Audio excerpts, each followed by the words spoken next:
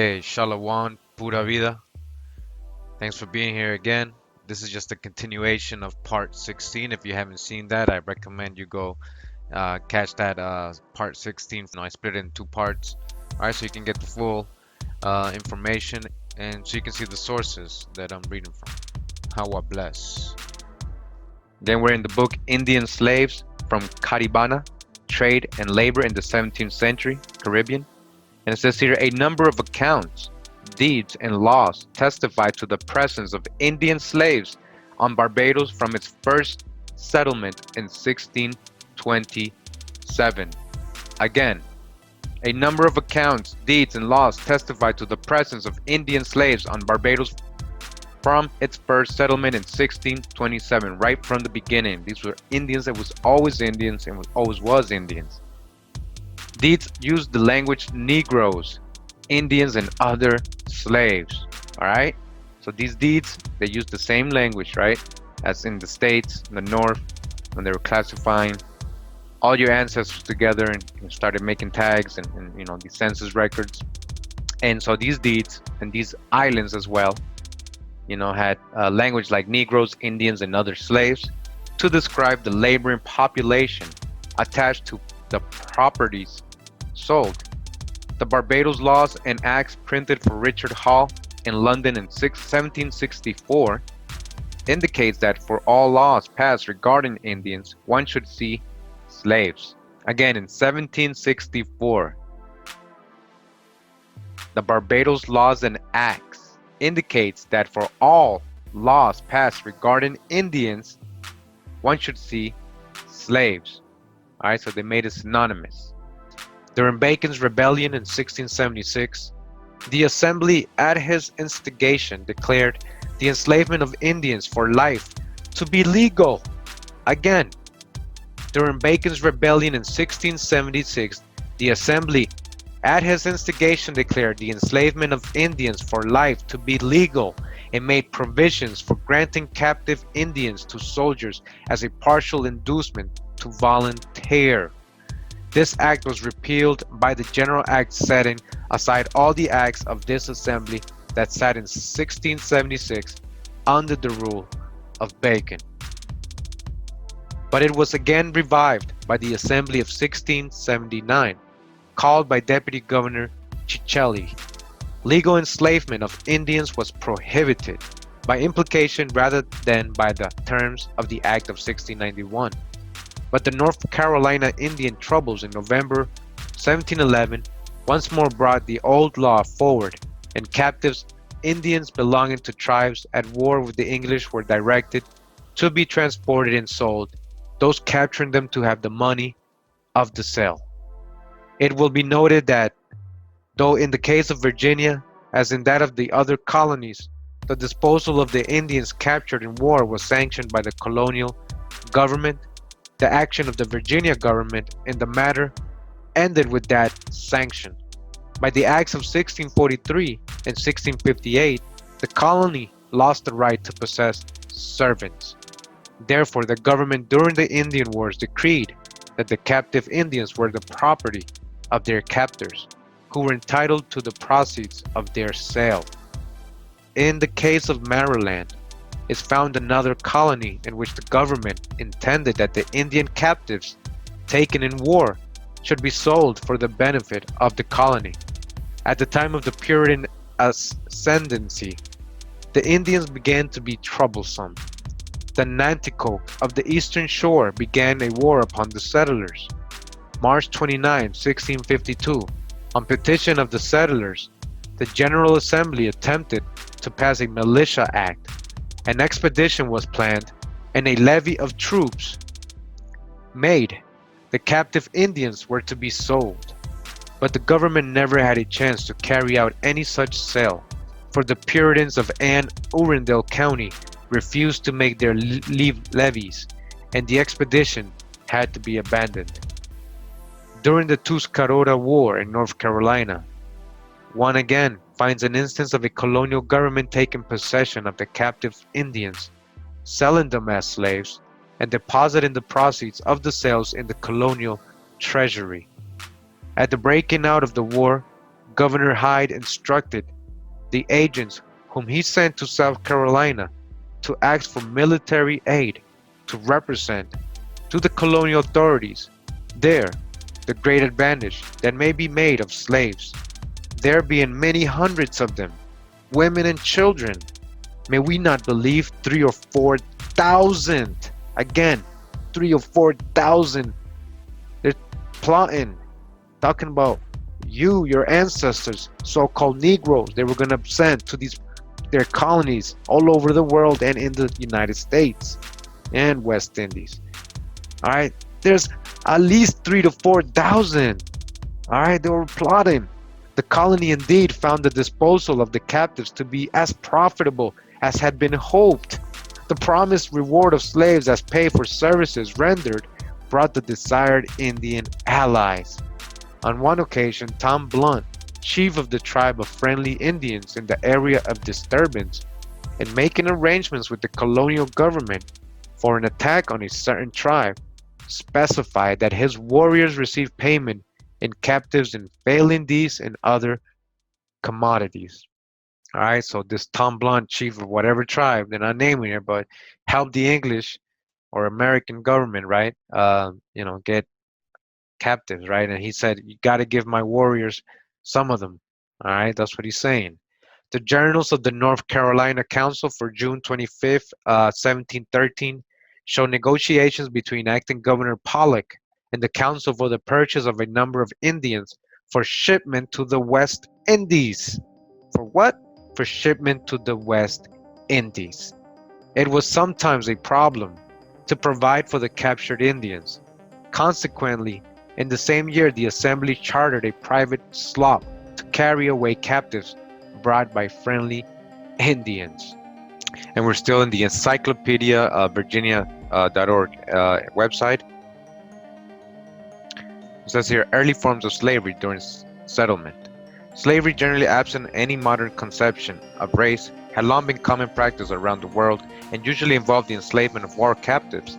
For centuries before European settlement, American Indian tribes had enslaved other Indians as cultural practice, but not as means of recruiting a dominant labor force.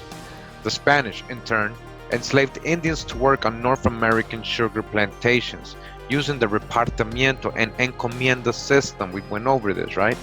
To apportion Indians and land and to govern their use, respectively.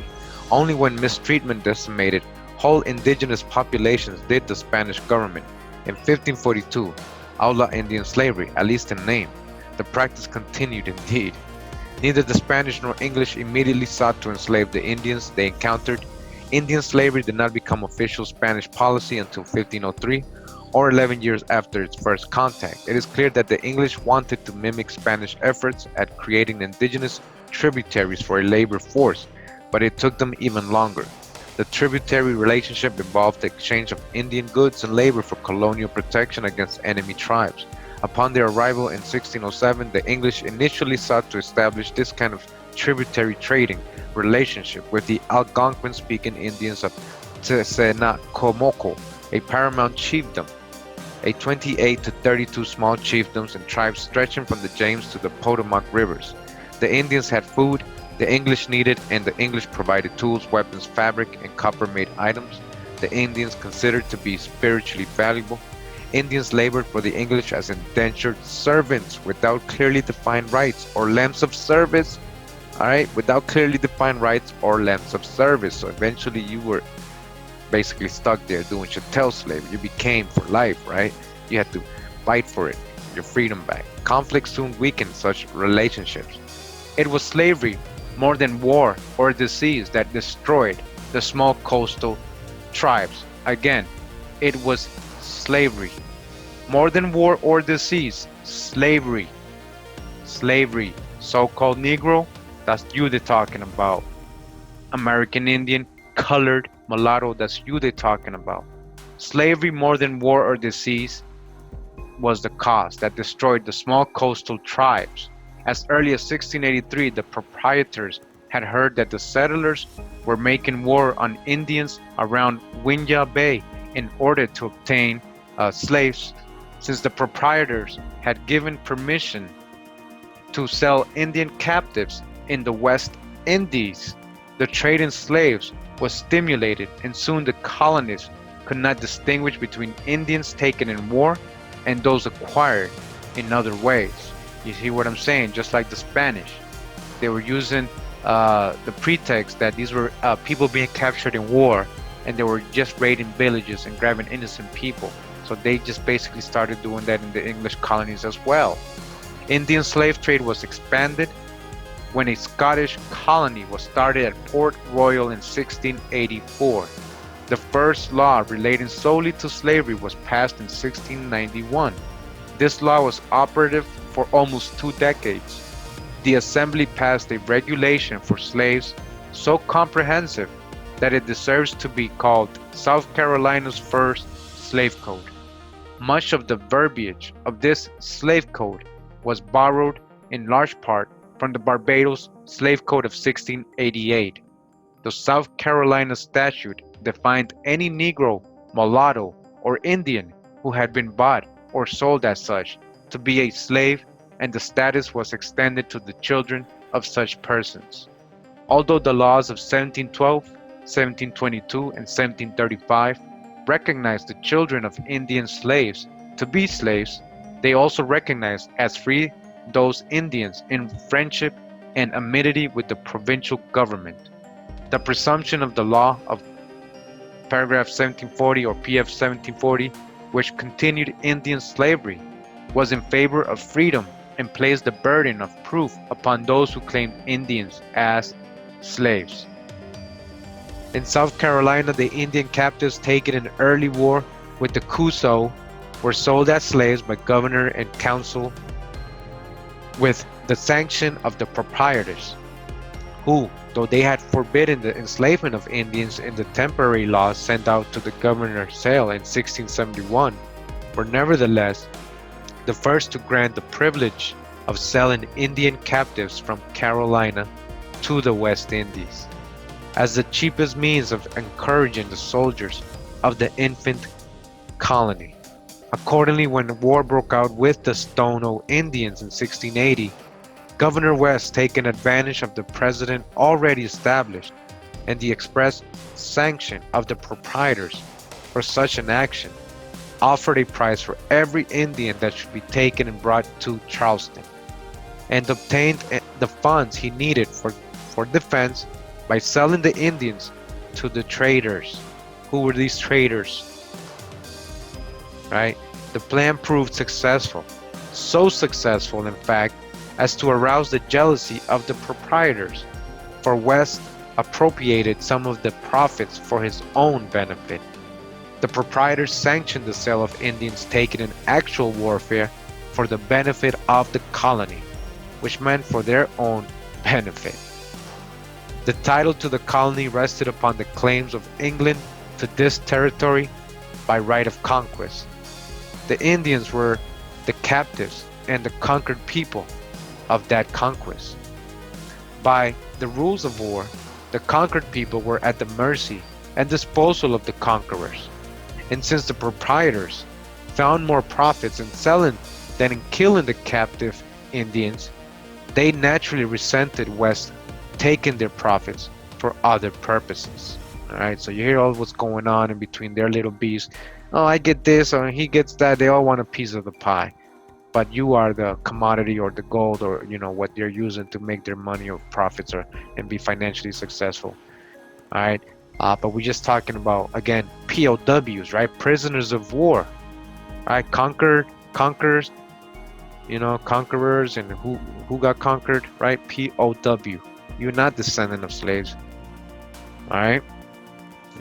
Again, we got this before. This is another book we've gone over. It's called the 19th Annual Report of the Bureau of American Ethnology to the Secretary of the Smithsonian Institute, 1897 to 98 by J.W. Powell. Alright, so we're in this page where it says, in regard to the contact between the two races, by which such stories could be borrowed from one by the other, it is not commonly known that in all the southern colonies, Indian slaves were bought and sold and kept in servitude, again servitude, and worked in the fields side by side with Negroes or so-called Negroes other American Indians up to the time of the Revolution, not to go back to the Spanish period when such things were the order of the day, enslaving American Indians, putting them in encomiendas or servitude.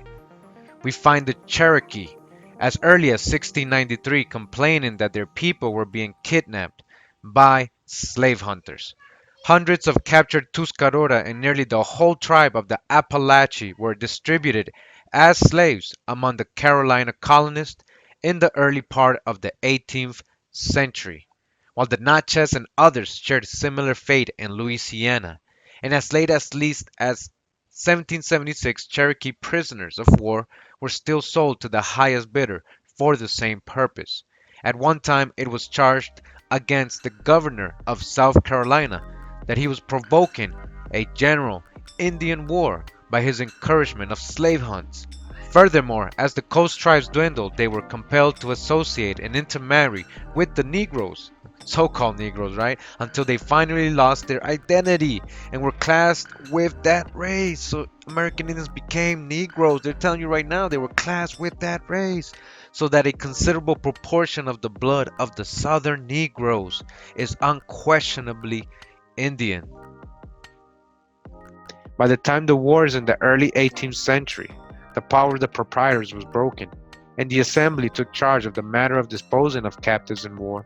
An act passed September 10, 1702 provided that Indian slaves taken by the Yamasee and other Indian allies on the expedition of St. Augustine in 1702 should be bought only by a committee of 4 named by the Assembly. The slaves would then be disposed of to help meet the expenses of the expedition, but the committee neglected to carry out its instructions, and another act of May 8, 1703 provided that the slaves taken on the expedition might be bought by anyone, and the Indian allies be thus encouraged. That all the Indian captives taken on the second expedition to St. Augustine in 1704 were not sold as slaves was due to an order of the Assembly expressed through the governor. Moore lamented this fact, as the plunder of his men, which he estimated should have been 100 pounds to a man, would thus be much diminished. That he still hoped with the governor's assistance to find a way to gratify them for the loss of blood may mean that he had not yet given up the idea of selling those Indian captives whom he called free. In 1704, the General Assembly passed a law making their trusty slaves available in time of war. A list of all able-bodied Negro, mulatto, and Indian slaves was prepared. Consequently, Indian slaves fought for the colony long before the American Revolution. If the slave was maimed or killed in action, the owner would receive compensation from the public treasurer. Ultimately, there was extensive slave trafficking of Indian captives during the Tuscarora War of 1711 and Yamasee War of 1715 and 1716. The slave trade even deployed that assistance of other American Indian groups and therefore encouraged many intertribal wars, unrest, and disagreements among American Indian peoples. Interestingly enough, the European colonial powers recognized the diplomatic potential of American Indian slaves. Sometimes these countries returned American Indian slaves to their respective tribes to gain peace, friendship, and military alliances. The British practiced this along with the French and Spanish, although some historians contend that Indian slavery dwindled after the Yamasee War, but quite the opposite is true. There were more Indians to be slaves and their labor was in demand. There was an estimate of more than 2,000 Indian slaves in South Carolina in 1724. Indian slaves were branded like cattle. The most common spot for brandment was the right or left breast, with the first of last initials of the owner.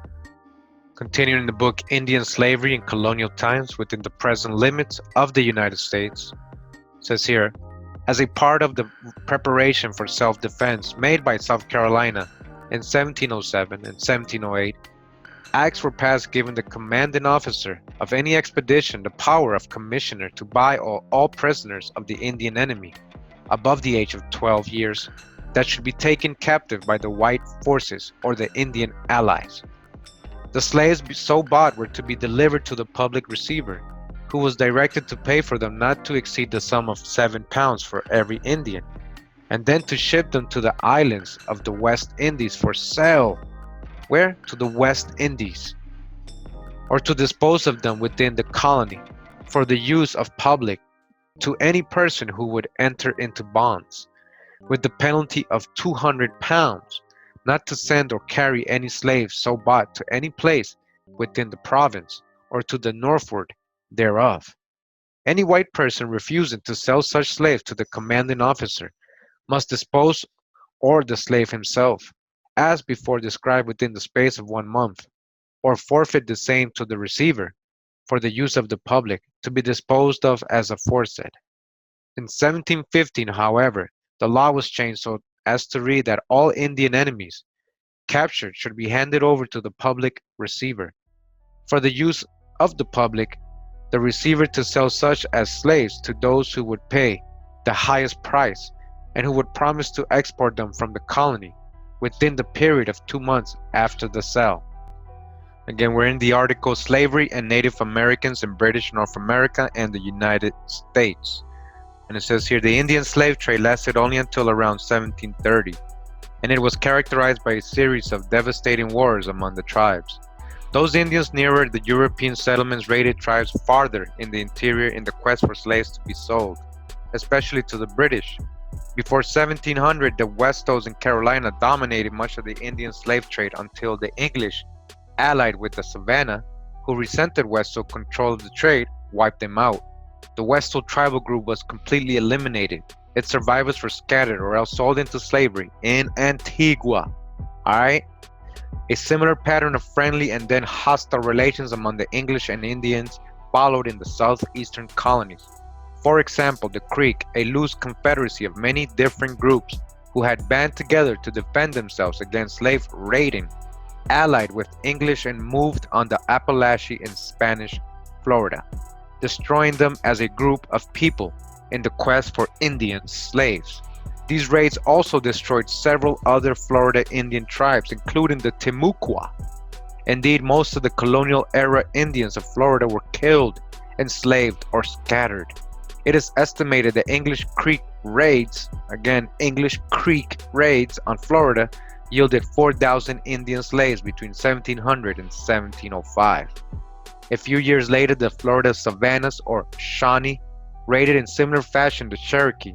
In North Carolina, the Tuscarora, fearing among other things that the English planned to enslave them, as well as take their land, attacked the English in a war that lasted from 1711 to 1713.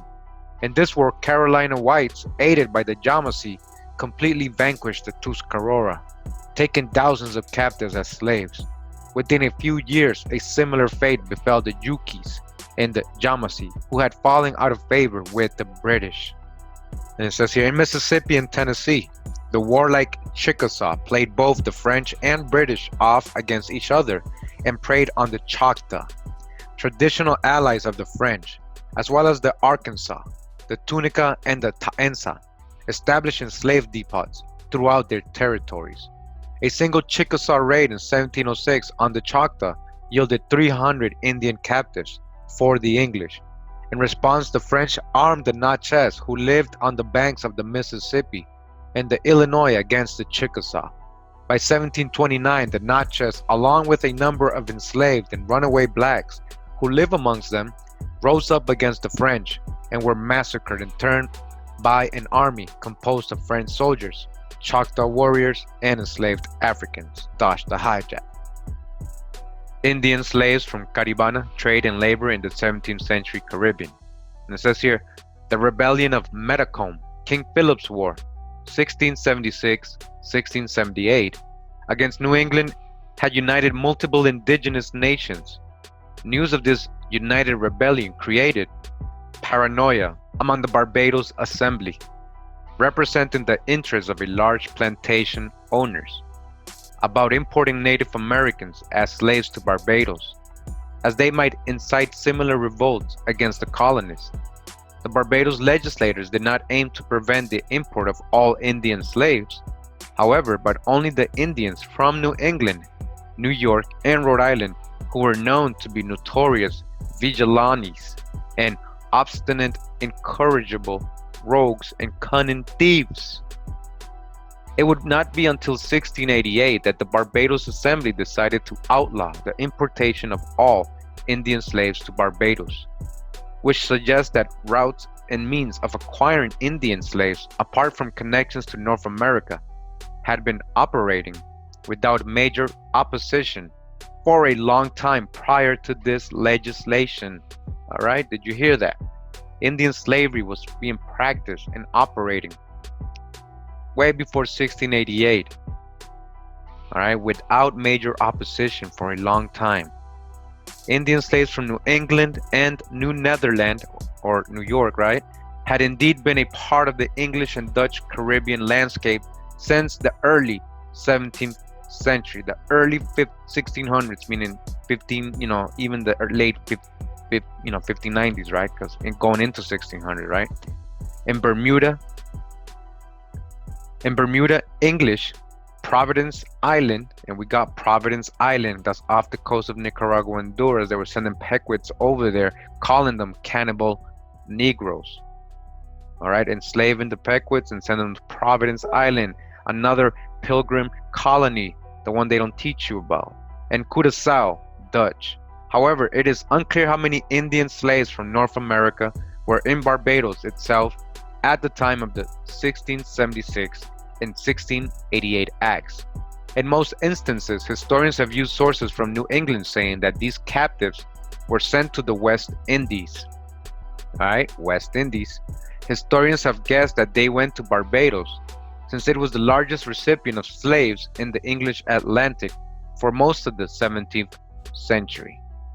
For this dissertation, the records reviewed of Indian slaves in Barbados and Suriname do not provide irrefutable evidence of this matter either, since they conflate the origins of all native peoples of the Americas into one category, Indian, or they know that there are other slaves within it, the list of Negroes. All right, so as you can see, none of these deeds or records says Africans. I hope you've noticed in that. All right, so it's Indian, Negroes, and other slaves. They never say Africans really in those times, without indicating who or how many of these others were, right? So they're basically letting you know you can't really know what tribes were there, what native, American natives were being enslaved from where, what specific places of Americas, because they were just listing them as Indians or Negroes or other slaves. And she's telling you right now, this lady who wrote this paper, these things, they're not indicating who or how many of these others were. They're not really indicating, specifics. Consequently, calculating the exact demographics of Indian slaves on the island, as Jerome S. Handler has noted, is an impossibility.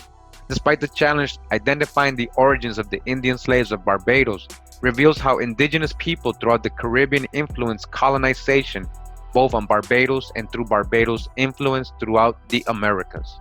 The evidence presented in this dissertation shows that we must start our investigation of Indian slavery more locally, as Worsley suggested, within the Caribbean itself.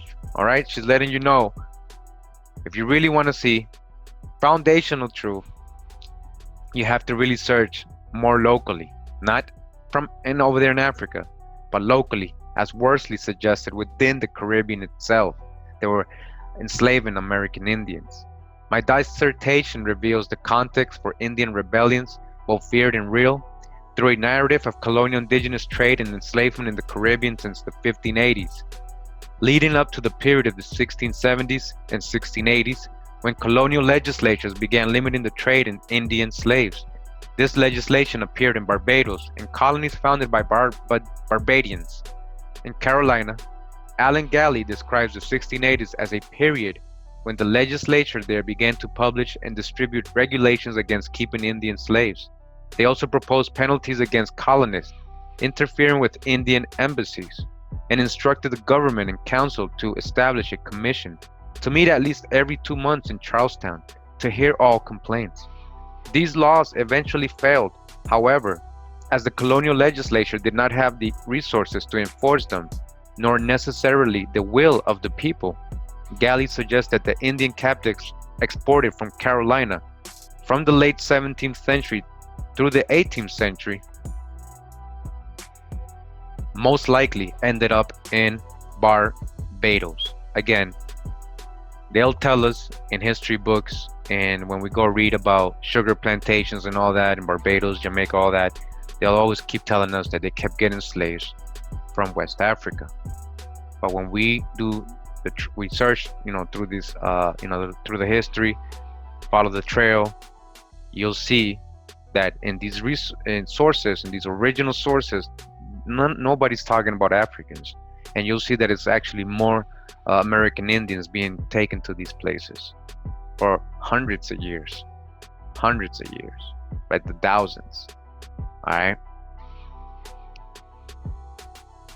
Because of the strong trade connections between the two colonies and Barbados' insatiable demand for slaves during this period, however, Galley acknowledges that import records for Barbados do not exist to verify this. My research corroborates that Barbados did indeed have precedents of receiving Indian slaves, but I have only found evidence that they were from the circum-Caribbean region prior to the 1670s. And Caribbean Indians probably continued to be the majority of Indian slaves in Barbados because of the aforementioned legislation preventing North American imports in 1676 and 1687. This dissertation shows that Barbados may not have imported North American Indian slaves before this period, but it did export the tradition of subsuming indigenous people within the category of Negroes, Indians, and other slaves into the black coats to North American colonies, making Indians, particularly Carib Indians, subject to an imposed racial identity. They were calling these Carib Indians what? Negroes, Indians, or other slaves. Negroes, black coats. We're in the encyclopediavirginia.org website. Again, it says here, animosity and distrust was growing between the English and the Indians. Indians continued to provide labor under circumstances that, while legally unclear, often amounted to slavery. Everett has argued that deeds and wills from this time period indicate the Indians were inherited within white families and that they were not indentured servants. Indisputably, and by 1661 at the latest, Indians could be and were lifelong servants. In other words, they were slaves. Only after the Third Anglo-Powhatan War, 1644 to 1646, did Indian slavery become a lucrative part of the Virginia economy. The treaty ending the war defined the tribes and chiefdoms of the Senacomoco as tributaries and subjects to English rule, requiring yearly payment to the crown and dictating where Indians could live, hunt, and trade. To coerce Indians to comply with the treaty, the English also demanded that Indian children shall or will freely or voluntarily come in and live with the English, serving as hostage servants in English households. The English claimed they were educating and converting the children to Christianity as part of the tributary system, but many Indians complained that these children were subsequently sold on the slave market. You see what they were doing, right? Who was being sold on the slave market? Indian children.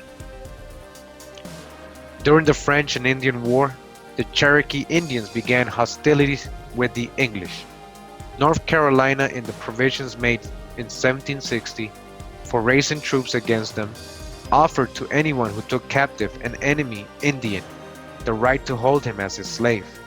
By the treaty concluded by South Carolina with the Cherokee at the close of the war, it was provided that the captives on each side should be given up.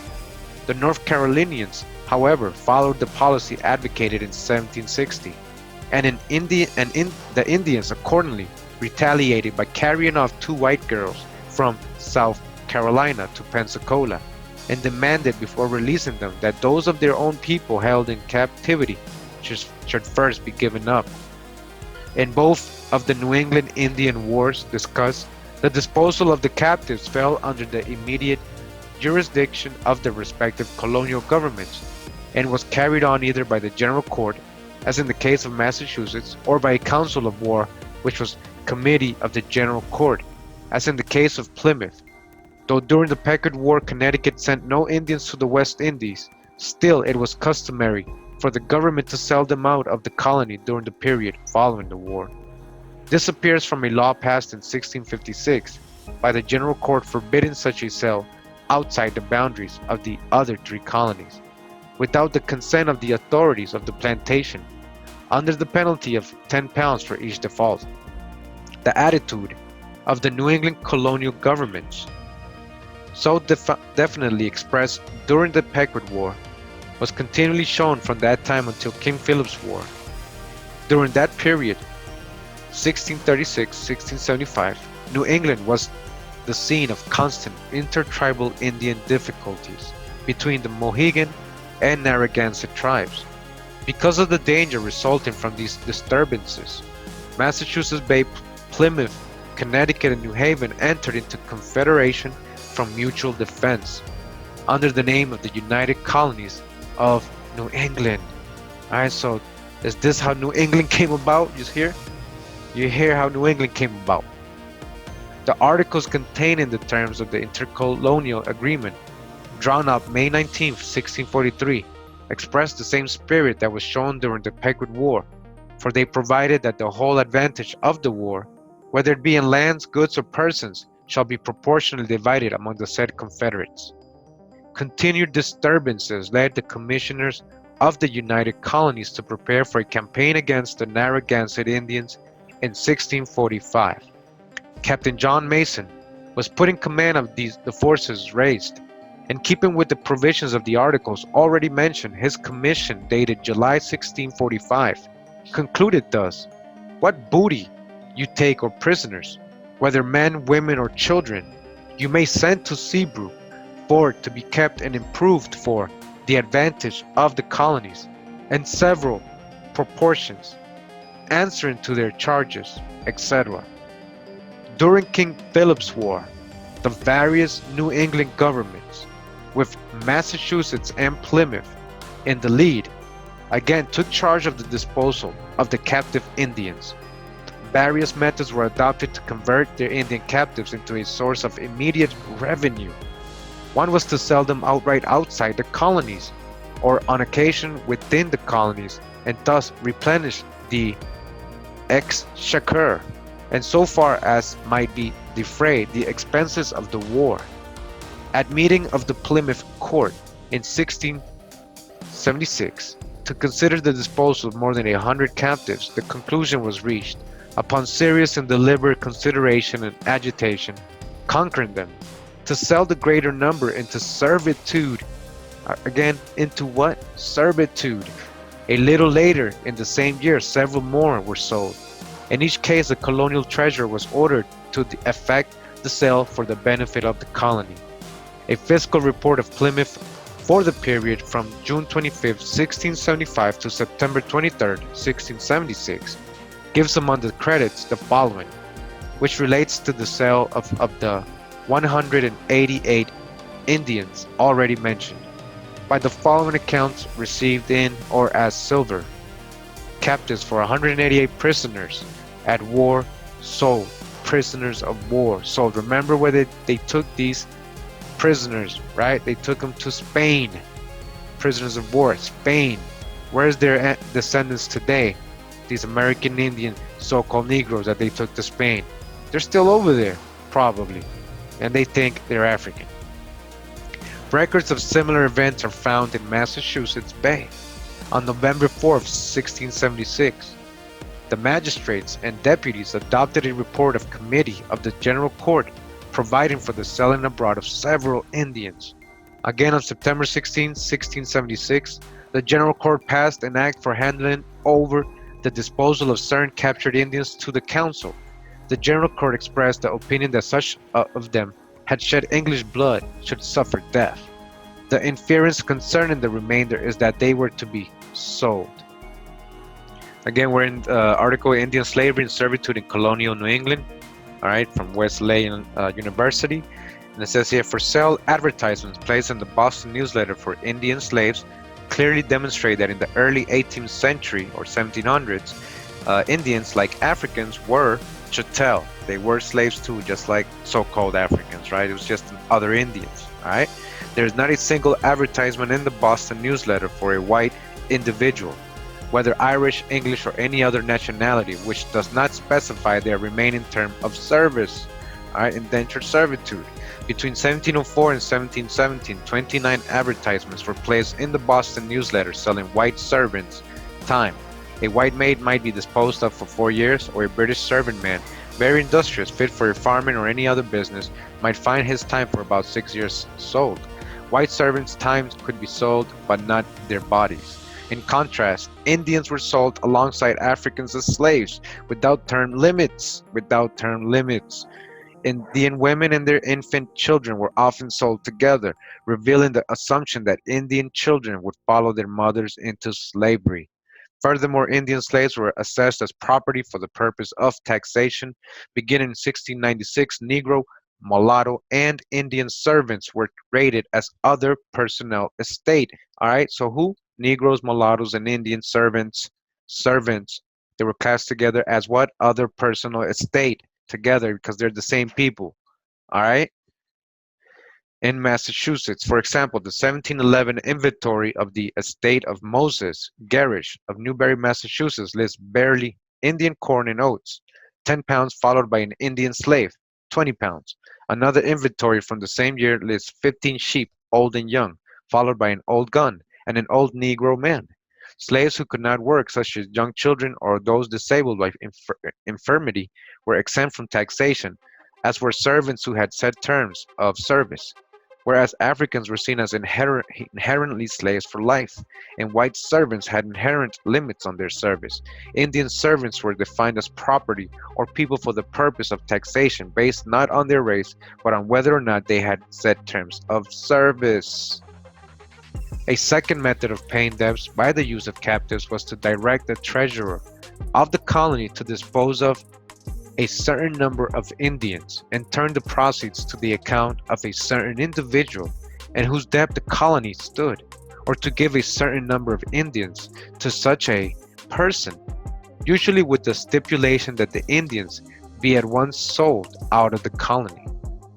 An instance of the first kind occurred in Plymouth, October 4th, 1675, when the General Court voted with reference to such emergent charges that have fallen on our honored governor.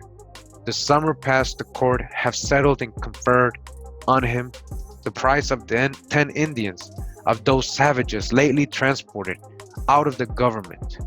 The second method is illustrated by a later act of the Plymouth Court, August 24th, 1676, when along with 10 Indians ordered by the court to be delivered to Captain Benjamin Church and Captain Anthony Lowe for transportation out of the colony. One Indian was ordered to be at the disposal of Henry Lilly, which he receives in full satisfaction for his attendance at this court. So this Henry Lilly, right, just for going to court that day, he got to keep an Indian as a servant. This Indian, like the others, was to be transported. How far the receipts from the sale of captives went toward meeting the expenses of the colony is not known. It must, however, have been but a short way, if one is to judge by the condition of the colonial exchequer at the time and the expedients adopted by the colonial government to obtain money to defend the frontiers and meet the other expenses of war. Still, a third way was to grant the captured Indians directly to those who took them prisoners, as a bounty for their capture.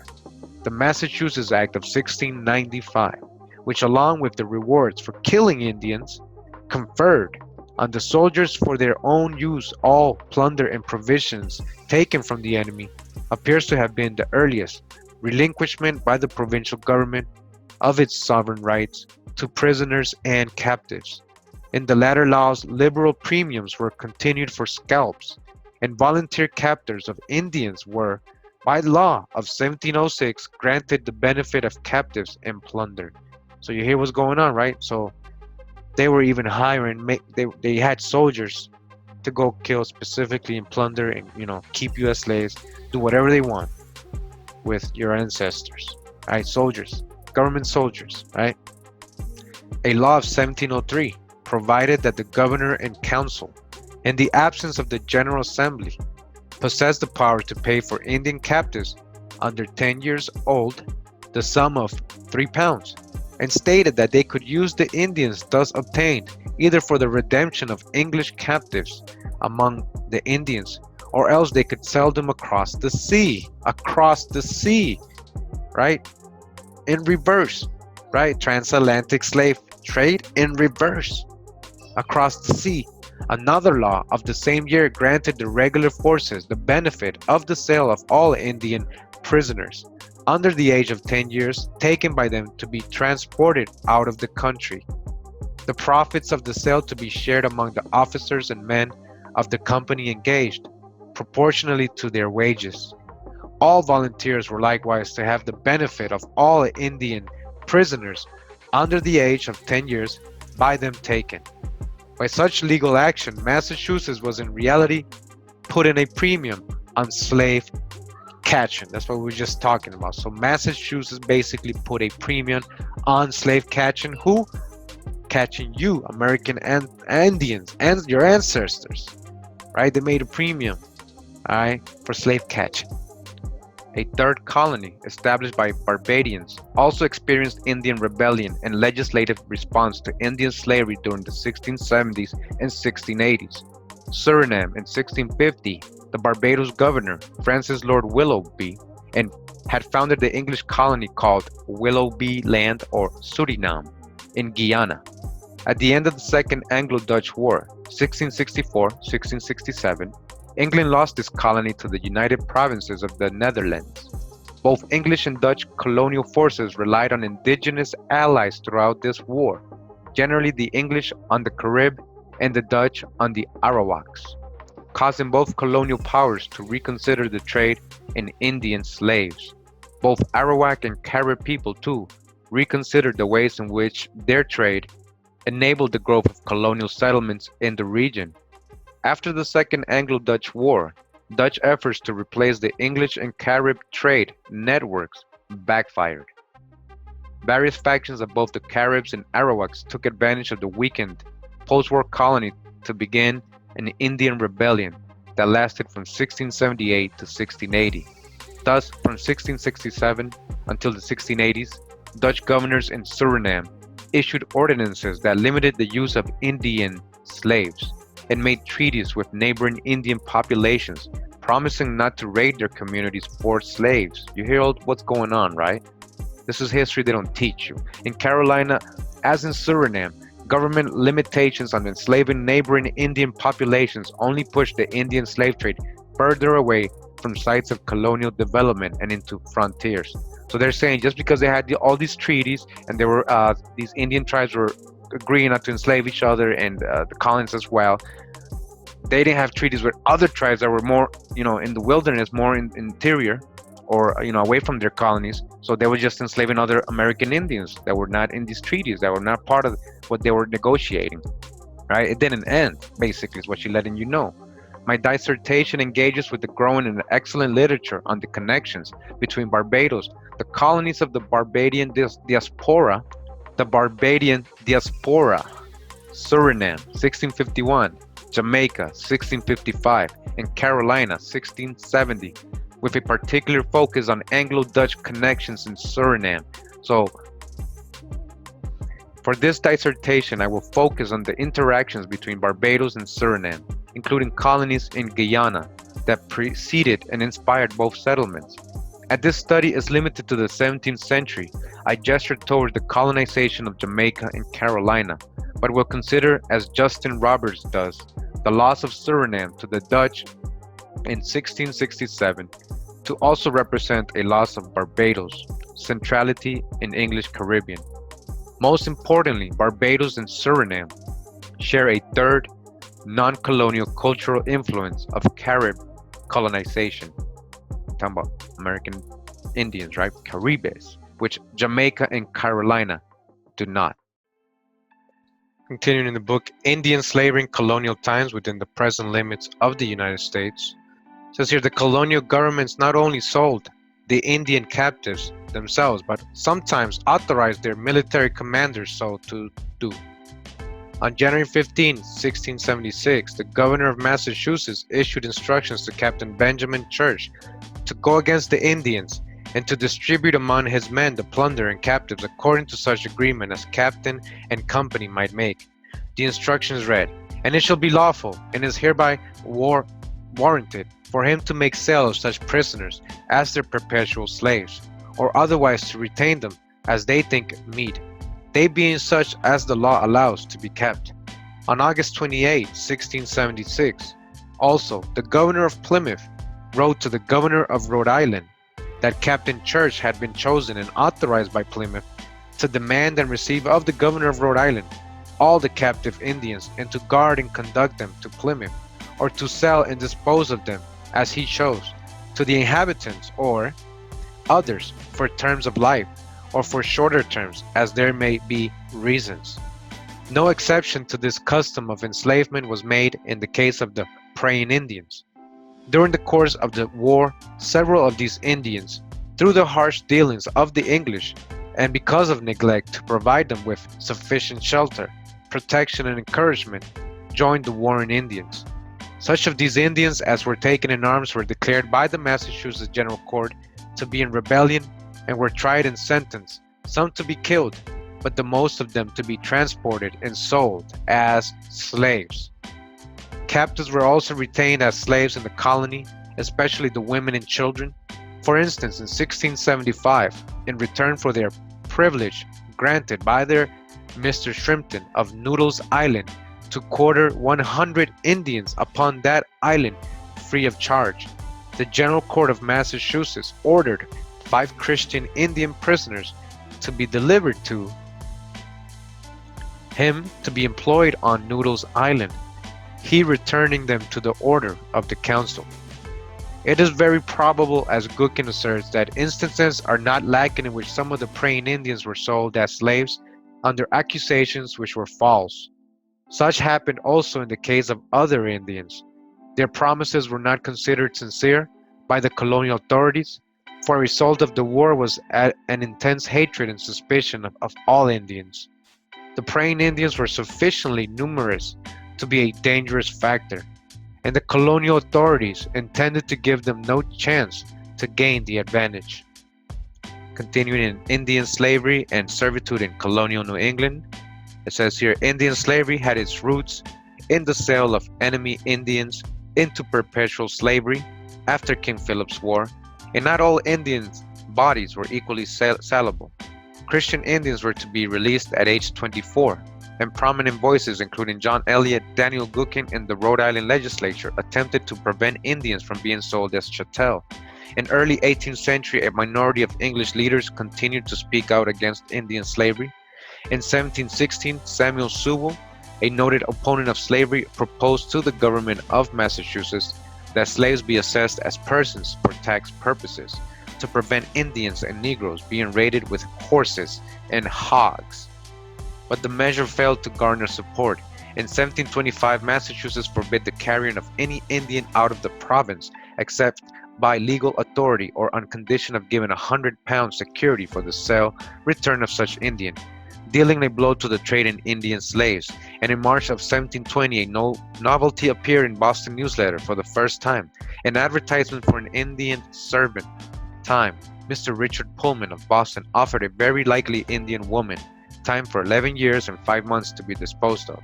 She's very good servant and can do any household work. In the article again, Indian slavery in colonial Georgia, we continue, says, on April 8, 1776, the Georgia Gazette advertised to be sold on Friday the 17th instant at the exchange a handsome young Indian princess. Since Mary Bosworth had already proclaimed herself an Indian princess, the vendue masters Ewing and Bolton doubtless stretched the truth no more than she had done, perhaps in hopes of attracting high bids from local brotels. In 1771, a Spanish fellow, Emmanuel, probably an Indian or a musty from Spanish America, was valued at £60 on the estate of the deceased William Carr near Sunbury. In 1772, George Galpin, who did his business mostly in Georgia, purchased from trader John Mealy an Indian boy captured by the Tomatli Indians in a raid on a plantation in Pensacola Bay.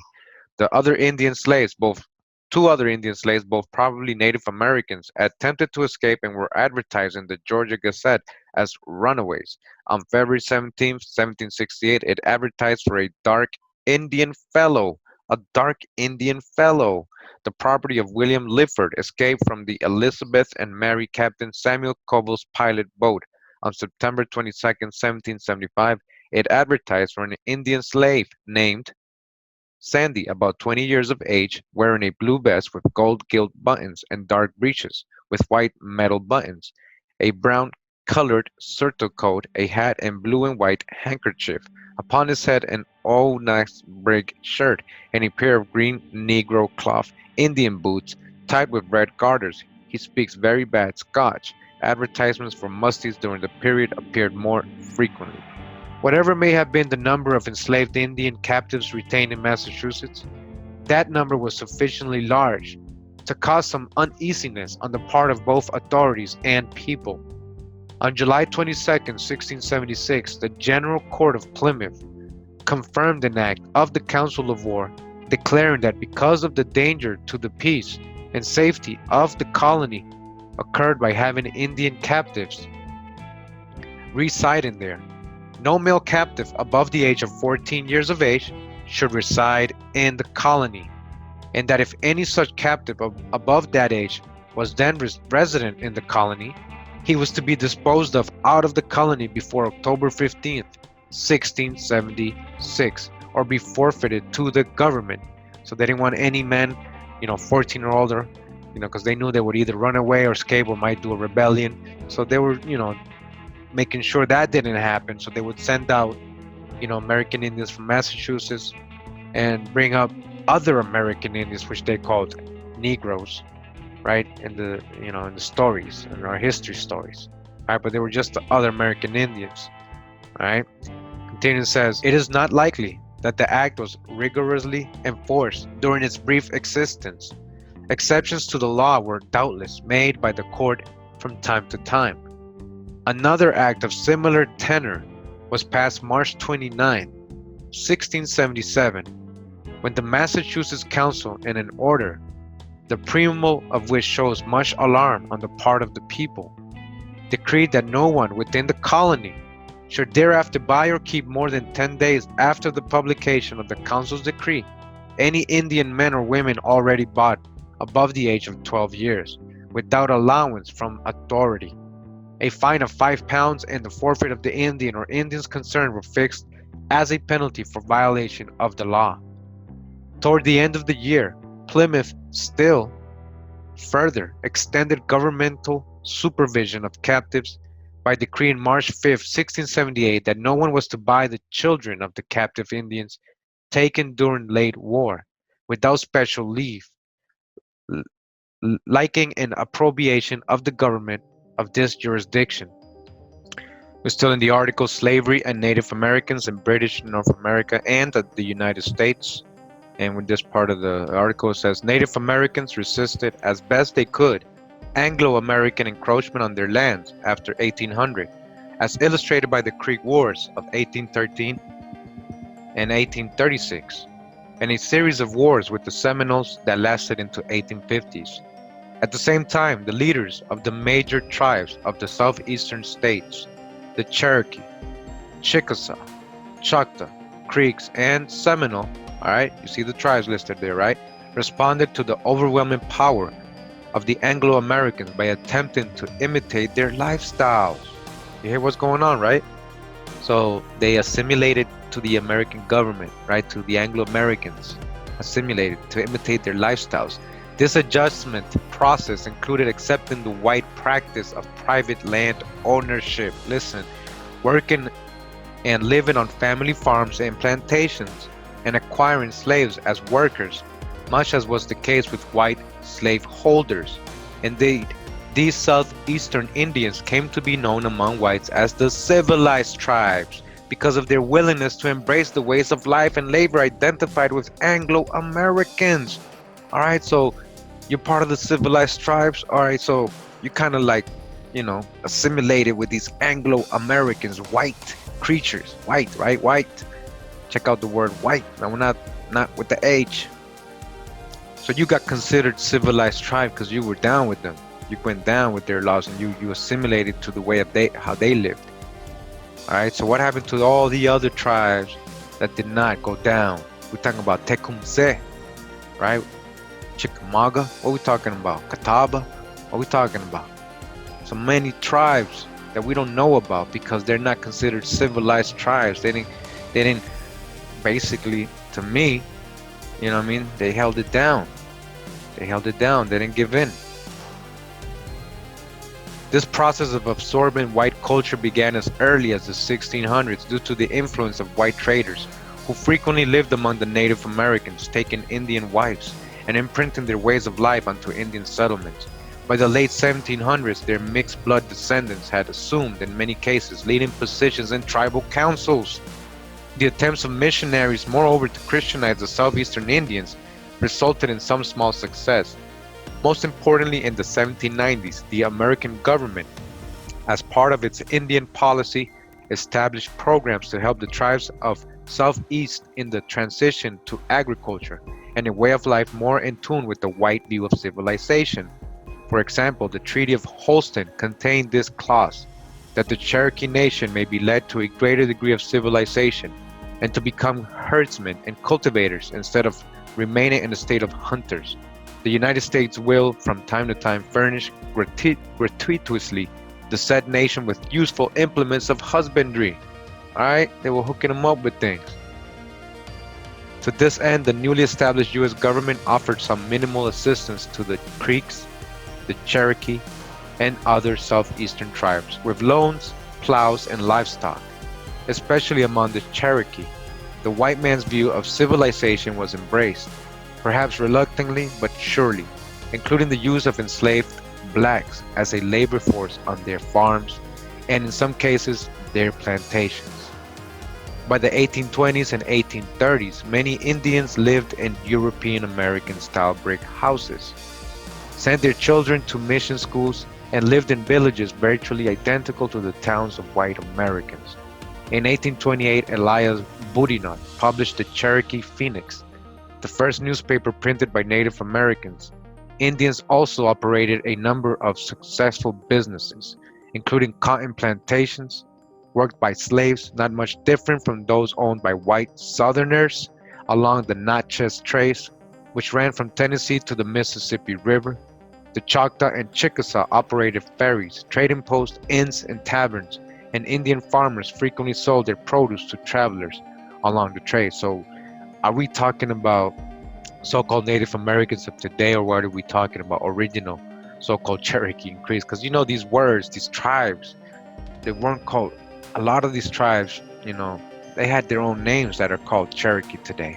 If you go into the whole Cherokee name and how it came about and how it started spreading, well, they just expanded, right? They had a lot of land all of a sudden, and what happened to all the tribes that were in those parts? They started being called Cherokee, all right, and Creek, parts of land, the river. The seizure of Indians by authority of the colonial government and their subsequent sale were not always above suspicion. At the time of the Narragansett Troubles, in 1646, Plymouth gave legal sanction for the seizure of peaceable and unsuspecting Indians whose tribes were at peace with the English.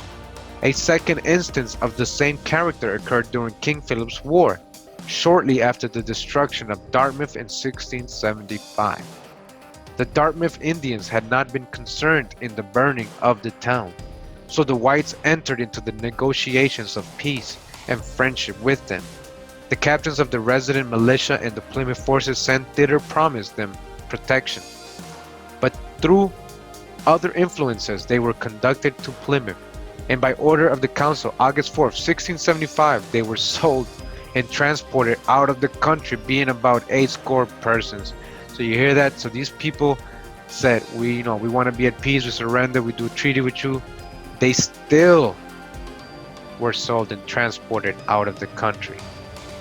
On September 2nd, 1675, the Council took similar action in the case of a parcel of Indians lately come into Sandwich in a submissive way to this colony. They were adjudged to be in the same condition of rebellion and were condemned, 57 in number, to perpetual servitude. What are we talking about here? Dum diversus? What are we talking about? Perpetual servitude? A fourth and far more notable instance of bad faith on the part of the English occurred at Cocheco, Dover, New Hampshire. During the Indian difficulties in that section, contemporaneous with the following King Philip's War, Major Waldron was in command of the local garrison and had gathered about him 400 Indians, about 200 of whom were refugees who had fled there for protection after the death of King Philip, which Waldron had promised them. The depredations and Androscoggin Indians at Costco and the devastation of the settlements on the Kennebec caused the Massachusetts government to send a military force into that locality, with orders to seize all Southern Indians, wherever they could find them. In obedience to this order, the leaders of the Massachusetts troops wished to seize the Indians at once, but Waldron hesitated to break his promise and proposed a stratagem to avoid disastrous results. His suggestion was followed, and all the Indians were disarmed and made prisoners. September 7, 1676. The strange Indians, or those who had come from the south, 200 in number, were retained and sent to Boston. 7 or 8 who were convicted of having shed English blood were condemned to death. The rest were sold into slavery in foreign parts. Again, when the article Indian slavery in colonial Georgia, and continues, says there were doubtless scores of other Indian slaves in Georgia, perhaps hundreds, for their enslavement persisted throughout the colonial period. In 1738, a trader who had just returned from the Creeks, Chickasaws, and Cherokees assured Pastor Bolsius, or Granau, that these tribes cannot live long without war, and therefore many hostile Indian slaves are bought and sold to the Europeans. In 1772, David Tate, John Stewart, emissary to the Creeks, felt that he had to instruct a Mestisigio, chief of the Little Talasses, not to let his people take in any Indian slaves from the plantations. The sufferings of whites captured by the Indians were often published by the captives soon after they were freed and have been reprinted in the Garland Library of Narratives of North American Indian Captivities, which include some 311 titles. The sufferings of the Indian slaves who then lacked a written language and were rarely free to learn and use any other remain unchronicled. Towards the close of the war, orders were given by certain of New England colonies to the constables to seize all Indians remaining in the colonies after a specific date. All who had been concerned in the death of a colonist or the destruction of property were to be summarily executed. Those who remained friendly or had finally assisted the English were allowed to retain their lands and continue their regular life. The others were to be sold by the treasurers of the various colonies for the benefit of their respective governments. The locating of those Indians that remained after the war and the necessity of maintaining order resulted, 1677, in the government of Massachusetts settling the groups of Indians, praying as well as unconverted, in various localities, and the distribution of some to remain as servants in English family servants, where they were to be taught and instructed in the Christian religion. Both the captive male Indians and their families were held as slaves. Massachusetts and Plymouth limited the time of servitude of the children of friendly Indians, or those who surrendered and assisted the English, to the time when they should become 24 years of age. The time of service of the children of the Warren Indians was not so limited. So you hear all this, right? You hear this is what we think of slavery It's not what they taught us. This is actually what was going on. We're going to read more into this. All right. Hope you understand it. Encyclopedia Virginia.org says here, by 1649, the enslavement of children in English households and the stealing of Indian children for the slave market was so common that the General Assembly enacted two laws, one stipulating that no tributary children could be sold as slaves, the other that they could not be kept in households after the age of 25. The Assembly passed similar prohibitions in 1655, 1656, and 1657, outlining punishments for anyone stealing and enslaving Indian children. Despite these laws, by the late 17th century, many Indians refused to bring their children to English households due to the threat of enslavement. And even as Virginia prohibited the enslavement of Indian children, the government sometimes encouraged it. Officials in Accomack County, for instance, on June 16, 1670, commissioned a man they called Mr. John to find Indian children to sell to the settlers.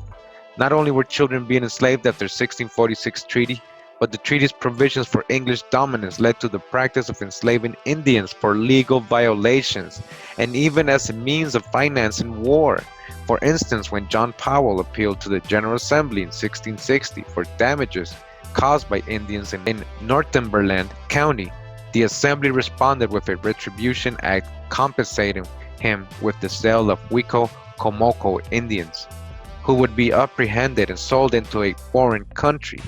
The historian Edmund S. Morgan has explained that the casual nature of this act speaks volumes about the acceptability of enslaving Indians by this period. Since King Philip's War was never carried into Connecticut territory, the problem of disposing of Indian captives never assumed the same importance there as in Massachusetts, and the Connecticut government did not export its captive Indians. On October 23, 1676, as a measure intended to induce the surrender of the warring tribes and so hasten the conclusion of the war, the General Court ordered that all Indians who surrendered before January 1, 1677, should not be sold out of the country as slaves. The measure, however, permitted their use as temporary slaves in the colony. They were to receive good usage in the service of those to whom the council might dispose of them, and after 10 years, all over 16 years of age, on certificate of good behavior from their masters regarding their good service during that period, were to have their liberty and be allowed to dwell in the colony and work for themselves, provided they observed English law. If the master should refuse such certificate, then the Indian could apply to the authorities and have his case decided. You hear that? The council was given power to lengthen the term of servitude if it should see cause, but could not shorten it. All Indians under 16 years of age were to serve until 20 years of age. Similarly, in 1666, Governor Sir William Berkeley presided over the General Court and declared that hostilities with the tribes of the Northern Neck be revenged by utter destruction, and that taking their women and children and their goods, example, selling them, would compensate the colony for the cost of the expedition, although a 1670 law indicated that captives should be servants who are freed at age 30 and not slaves bound to a lifetime of a forced labor. The law was largely ignored. All right, so they say, okay, no, we'll start them out as servants and they'll be able to, be free at age 30, but this law was largely ignored. After 1646, Indian labor was more common in many forms, from child hostages to indentured servants to slaves. These enslaved Indians worked in the fields and as house servants, interpreters, hunters, and guides.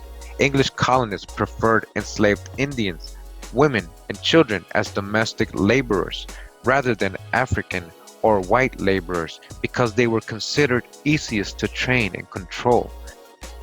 Indian men were perceived to pose a greater risk of obstinacy and escape, and so they were often profitably sold to American buyers as far away as New England or to the sugar plantations in the West Indies where they could not escape. So you see, they're not Africans who are arriving in these places. There's other Indians. We're gonna get, if you really do the research, you'll see, chase the trail. You'll see where you end up. You end up with American Indians, not Africans. The historian Everett has argued that when these external markets became available, financial incentive overtook vengeance as the primary driver of Indian enslavement.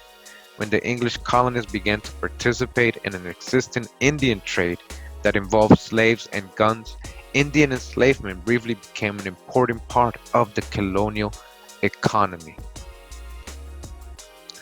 All right, we're still in the encyclopedia, virginia.org website, and it says here trading guns for slaves. By the middle of the 17th century, labor-intense tobacco dominated the Virginia economy, requiring a large and steady workforce. In addition to mostly white indentured servants and African slaves, dodge the hijack, other American Indians, English colonists also relied on enslaved Indians. They were purchased often from other Indians, who captured their enemies and traded them to English dealers for English guns. Once some tribes began to be well armed from the gun trade, others were often compelled to enter the market. So as soon as the one tribe was getting, strapped up, you needed to survive, and the other one started, we needed to get guns too. So if they didn't arm themselves with European weapons and enslave other Indians, they would themselves become targets of slavers. As the English increasingly wanted to trade for slaves, and Indians increasingly wanted to trade for guns, the market focused more on slaves while also becoming more violent. Several Indian tribes became prominent slavers in Virginia, including the Rickahecrian tribe, originally from the area around Lake Erie in New York. The tribe had been displaced by the Iroquois during the Beaver Wars, a series of Indian conflicts during the mid-1600s. In 1656, the Rickahecrian Indians abandoned their settlements in New York and moved south, seeking trade at the falls of the James River in Henrico County. After settling in Virginia and becoming known as the Westo, they became feared raiders. Initially, Colonel Edward Hill was charged by the General Assembly with non-violently removing the Westo Indians from the region. However, Hill's militia, aided by Pamunkey and Chickahominy forces, fought the Westo at the Battle of Bloody Run in 1656, and Richmond, which resulted in the death of Totopotomoy Wero Nyans, or chief of the Pamunkey. The Assembly subsequently suspended Hill and charged him with paying for an agreement of peace with the tribe. The Westo then secured arrangements with English traders to barter guns for slaves. The colony was less concerned with forcing the Westo Indians into tributary status and more interested in profitable trade. When the Westo vacated their place on the Virginia-Piedmont trading path, members of the Occaneechi tribe living on the falls of the Roanoke River established themselves as the dominant Indian slave brokers in Virginia. As this trade in guns and slaves became larger and more profitable, conflict among tribes increased. Violence erupted on small and large scales. In 1670, for instance, Occaneechi Indians responded to Westo raids, killing Westo Indians aligned with Wood. The Westo and the Occaneechi raids spurred tribal conflict throughout the entire Southeast, and many Indians were killed, enslaved, or otherwise scattered. At a meeting November 24, 1676, the Connecticut Council decided upon its method of procedure. A committee was appointed to meet at Norwich on the second Wednesday of the following December to dispose and settle all surrenders according to order. All Indians expecting to have the benefit of the declaration must then and there appear. After that time, all those who had shown hostility to the English were excluded from the privilege and were to be dealt with as enemies, as were also those who should hide or harbor them. The notice of the council's action was to be sent among the various Indians of the colony. The instructions of the committee appointed directed them, among other things, to take all young and single persons of all sorts to put into English families to be apprentices for 10 years, apprentices, indentured servants.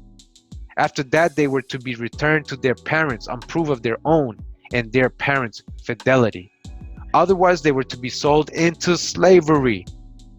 And that's what probably happened, really. The General Court appointed certain persons in each county to receive and distribute these Indian children proportionally and to see that they were sold to good families. Those counties which had already had some share of the surrendered Indians and captives, or which had too many Indians already, were not to receive as many as the other counties. The Rhode Island authorities also limited the bondage of Indians to a period of years. On May 18, 1652, the colony passed a law that no black, mankind, or white should be forced by covenant, bond, or otherwise to serve any man or his assignees longer than 10 years, or until they became 24 years of age, if they be taken in under 14 from the time of their coming within the limits of the colony, and at the end of the term of 10 years, they were to be set free, as the manner is with English servants. All right, so again, hope you caught that. So we've been talking about Indians, right? So again, we've been talking about how Rhode Island, it just said it, put a set number of years. They didn't want to hold them in bondage, right? They say, right, for basically all their lives. So it says they made a law that no black, mankind, or white, because whites were servants too, or so-called slaves, along with so-called black people. So no black, because we've been talking about Indians, right? But now they're talking about skin color. Black, a crayon color. Black and white, crayon colors. But you know what they mean, right? So this whole time we've been talking about Indians, but now they're telling you straight up here who they talking about. All right? You started out as indentured servants. Most of your ancestors did. All right? The Chattel slavery came after. All right, so we basically read most of chapter 5. It was just like a couple pages left, and I just wanted to show you that there was other processes of enslavement, as they explain here. So in chapter 6, it says process of enslavement, kidnapping. That was a whole different way. They were kidnapping a lot of American Indians. All right, thousands, hundreds, I'm telling you. All right, so chapter 7 talks about another process, which is processes of enslavement, trade. All right, trade. When all these times, like I told you in that other video with the French, right? Trade, when they was talking about trade, they were leaving out slave trade. They were leaving that out, or servant trade, all right? But trade was a major part of how American Indians were getting enslaved, or in the process of enslavement. All right, it says here, just real quick, in all sections where captives in war or kidnapped Indians were purchased from the natives, such buying was closely connected with the fur trade, all right? What did I tell you? It was really connected with the fur trade. They weren't just trading furs, what I was trying to explain to you. The general fickleness and instability of the Indians' character, which caused the tribes to change their allegiance so readily from one white race to the other, made easy the acquisition of slaves along with other commodities. All right. The Slave Code of 1740, which determined the legal destiny of slaves, was to endure to the end of the 18th century.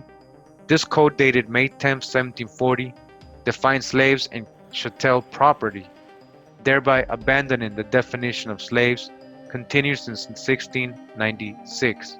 Slavery was thus based upon this law and its comprehensive definition, and not upon customs as it was in the past. So they're talking about, I guess, servitude, indentured servitude. Children of the slaves were to follow the condition of the mother. This was the most comprehensive slave code of the colonial period. It regulated the slave from cradle to grave. After the enactment of the 1740 Slave Code, Indians and descendants of Indians were regarded as free Indians or free people of color. Again.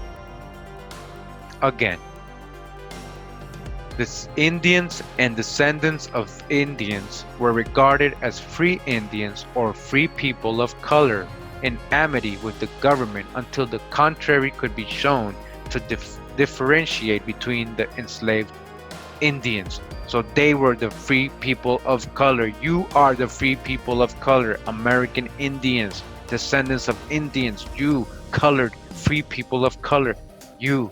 It is this phrasing in the Code of 1740, which was later interrupted by the courts as the ending of Indian slavery in South Carolina. However, at least 25 Indian slaves are recorded during the 1770s, with 12 of them as runaways and 3 included as a part of the inventory of the states. The concluding phase of Indian slavery in South Carolina was incorporated in a series of laws enacted in the 1790s. A statute enacted on December 21, 1792, 2 years after the first United States Census, was to prohibit further importation of slaves in the state, which included Indian, mulatto, or mestizo.